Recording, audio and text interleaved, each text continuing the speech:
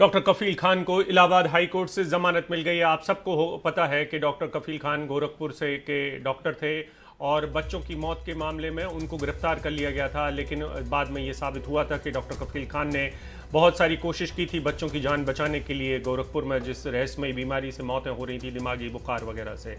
और उसके बाद उनके बुरे दिन लगातार चलते रहे हैं और उनको बाद में भड़काऊ भाषण के आरोप में गिरफ्तार कर लिया गया, रासुका के तहत गिरफ्तार किया गया। हमारे साथ हमारे साथी आलोक पांडे हैं। आलोक, क्या क्या कहा है हाईकोर्ट ने?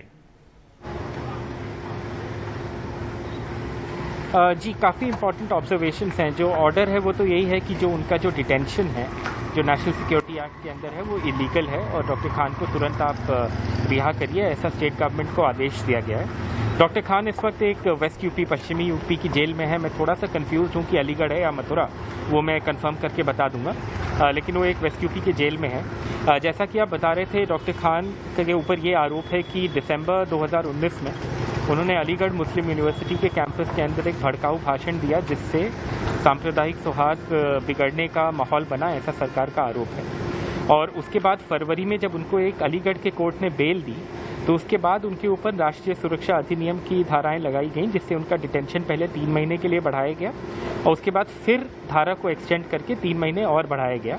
उसके बाद उनका जो परिवार है वो कोर्ट्स में गया, फाइनली इलाहाबाद हाई कोर्ट में गया, जहाँ पे उनकी हियरिंग चल रही थी और आज इनकी रिहाई हुई है। लेकिन 1-2 चीज़ें मैं ऑर्डर से पढ़ना चाहूँगा जो कि बहुत इंपॉर्टेंट हैं, जिस पर हमें गौर करना चाहिए। एक चीज़ जो इलाहाबाद हाई कोर्ट ने कहा है, अंग्रेजी में ऑर्डर है, मैं हिंदी में पैराफ्रेज कर रहा हूँ। उन्होंने कहा है कि अगर आप स्पीच को प्रथम दृष्टया पढ़ें, जो स्पीच उनके ऊपर आरोप है कि जिससे सांप्रदायिक सौहार्द बिगड़ रहा था, उससे कोई ऐसा एफर्ट नहीं मालूम होता that it was done to promote hatred या वायलेंस, या मतलब हेट्रेड या वायलेंस प्रमोट करने वाली स्पीच नहीं लगती। बल्कि वो कह रहे हैं, हाईकोर्ट ये कह रहा है कि इस एड्रेस से हमें ये प्रतीत होता है कि ये नेशनल इंटेग्रिटी और यूनिटी की एक स्पीच थी।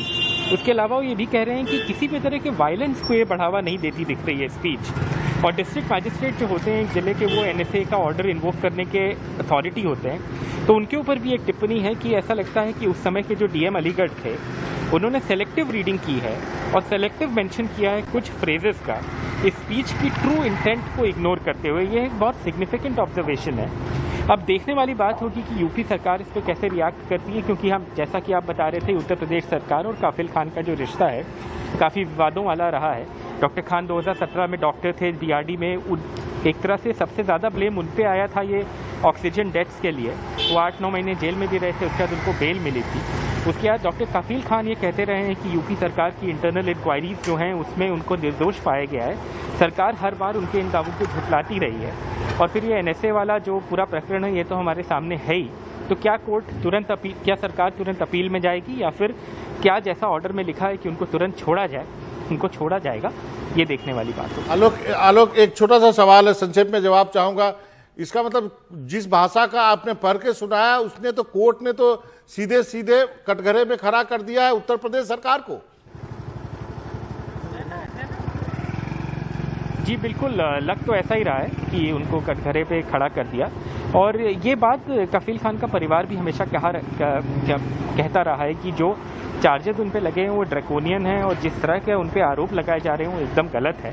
और कोर्ट भी जो जजमेंट दे रहा है उसमें यही कह रहा है कि भाई, आप इतना स्ट्रिंजेंट धारा, किसी की लिबर्टी आप ले रहे हैं। आप एनएसए जब लगाते हैं तो किसी को बेल नहीं मिलती है, आप उसकी लिबर्टी ले रहे हैं, उसको एक्सटेंड कर रहे हैं। जबकि जो डीएम है अलीगढ़ के, वो ट्रू इम्पोर्ट जो स्पीच का है, वो शायद उनको उससे सेलेक्टिव कोटिंग कर रहे हैं। तो ये सरकार को कटघरे में खड़ा करता है। लेकिन क्या ये सरकार इस बात को मानने को तैयार रहेगी, या फिर क्या आगे भी ये लोग कोई अपील करेंगे, ये देखने वाली बात है। जी आलोक, आपका बहुत बहुत शुक्रिया। सरकार तो नहीं मानेगी, लेकिन हर बात में जरूर रासुका लगाने से यूपी सरकार पीछे नहीं हटती।